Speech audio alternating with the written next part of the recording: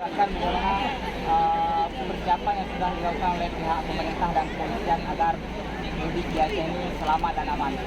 Ya, malam ini ya kita akan mengecek daripada bagaimana situasi arus mudik dari Banda Aceh keluar kota, ya, terutama ke wilayah Sumatera Utara.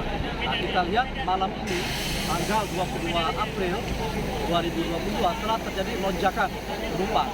Biasanya penumpang di bawah 40%.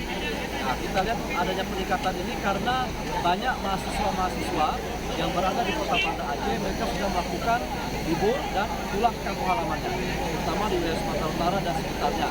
Nah, kami dari pihak kepolisian, Dinas Perhubungan, kemudian dari Kementerian PU, Jasara Harja, dan rekan-rekan yang lain, kita sudah siap ya untuk mengamankan masyarakat yang akan mudik pada tahun 2022 ini. Ya, kita ketahui tidak ada penyekatan.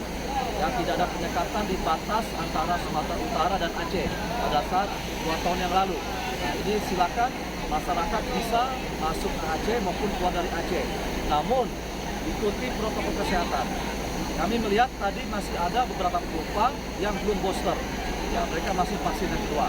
Nah, kita harapkan dalam waktu beberapa hari ini masyarakat segera booster dan bisa mengikuti perjalanan dengan aman. Nah, itu saja yang kita sampaikan kepada kita semua. Apakah ada sanksi nantinya Pak bila ada penumpang yang tidak booster? Kita tidak ada sanksi, penumpang tidak booster, kita siapkan untuk lokasi booster.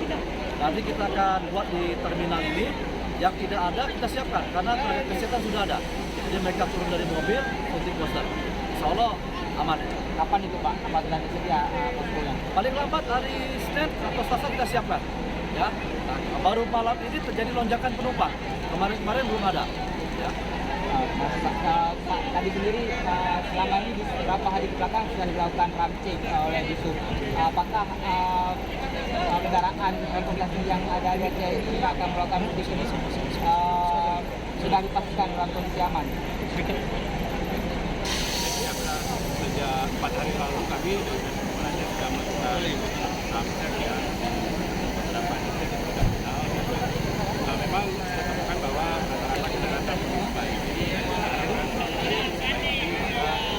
mudik ini bisa mudik dengan nyaman dan aman. Kami berharap kepada seluruh pengusaha yang melakukan itu bisa memastikan bahwa kendaraan ini dalam kondisi baik dan memastikan bahwa penumpang di dalam itu menggunakan prokes dan